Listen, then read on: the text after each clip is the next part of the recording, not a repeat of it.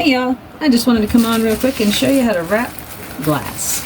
So this is how I do it. I take the glass, and I just sold these. I have a set of 2. Aren't they beautiful? So pretty.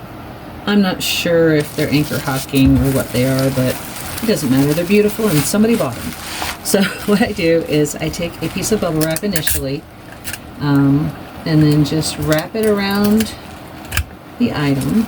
So we'll do the first piece, and then we're going to double wrap these so that they're secure.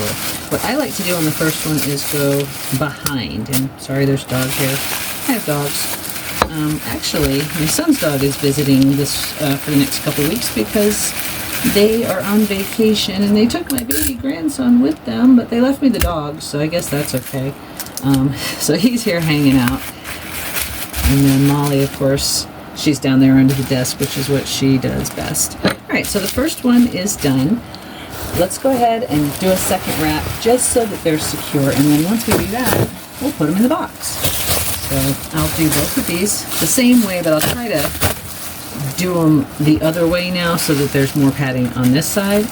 So what I'll do is I'll just go around like this, put it face down on the next sheet of bubble wrap, and just wrap it around, tape it,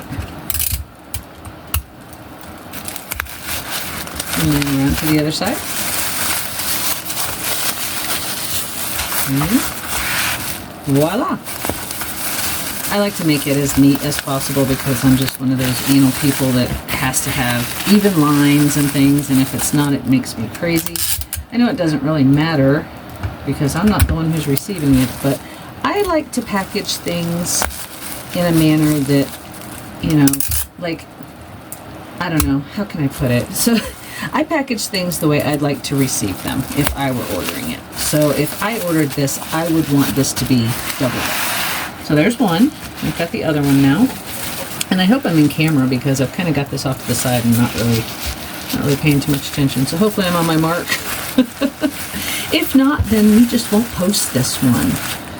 So we'll just take this and do the same thing on this one that we did with the other one. We put it face down so that we can get most of the overage on the other side for extra packing. And just fold it over. And again, this one didn't turn out the way I expected it to. Maybe I need to do this side first. There's always challenges. Bubble wrapping is not a science. It's an art. Just ask anybody who's done it. And, you know, I'm up there with the best of them. I've been selling like crazy this year, and I've been wrapping a lot of stuff. Alright. And note that I am using Scotch tape, not my packing tape. And, you know, on some things I do use packing tape. Not everything, though. So now I'm just going to stack these guys, and I'm going to wrap them one more time with a double sheet of bubble wrap. Just to keep them from breaking. I don't want these broken. I want the person that ordered them to be able to receive them in one piece and enjoy them. And let me get us a little bit more. Okay, there we go. So now I'm just going to go around. And, you know, if you guys think that this is excessive, I'm fine with that, because I would rather overdo it and have the stuff get there in one piece than to underdo it and have to give a refund. So I always overpack glass because I want people that are getting it to get it in the same shape that I sent it. And then these flaps, I'll just kind of fold them in, fold them over, just real quick. They don't have to be perfect. Hey, Spike. My son's dog just showed up. Hey, buddy. How you doing? What's up, man? Hi. What you doing, baby? I love the dogs. I just love the dogs. Alright, and then I'll do the same with this one. And I may do a piece of packing tape just to kind of keep everything secure, because this wrapping job is not stellar in my opinion. I don't love it, but you know, I have to do what I have to do. Alright, I will get a piece of packing tape for this if I can find it. Here it is. Found it. Alright, let's get this guy in here. Just to keep it secure on the ends. Now I do have a 6x6x6 box that I'm going to pack this in. But before I put anything in the box, I'm going to put some paper in the bottom. Just to show the way. Better put a cracker in this. But we want to make sure that this bad boy is secure. So there, I put packing paper in the bottom. I'm going to put some more in the top.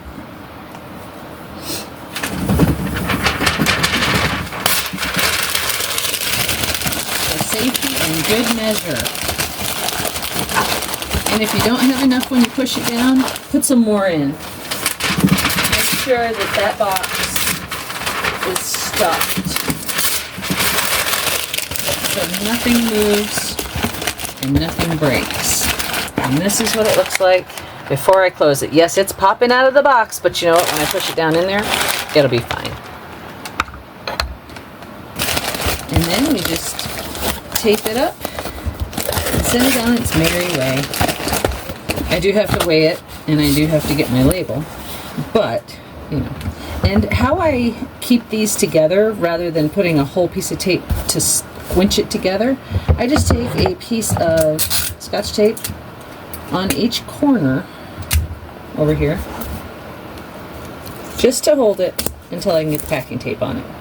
And then I put the packing tape on it. And I didn't do that on the bottom yet because for some reason I wasn't paying attention, but yeah, so you do that, and then you get your packing tape out, pack that puppy up, and it'll be good to go. Nope, not this piece of tape though, because this piece of tape decided to catch on itself and caught on the box, so now I've got garbage tape. See, this is real life, you guys. This is how it really goes with shipping. Every now and then the tape sticks to itself, drives me up the wall. Anybody got any good tips for keeping that from happening? Sorry.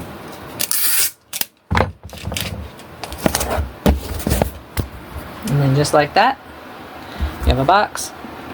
Doesn't rattle. Nothing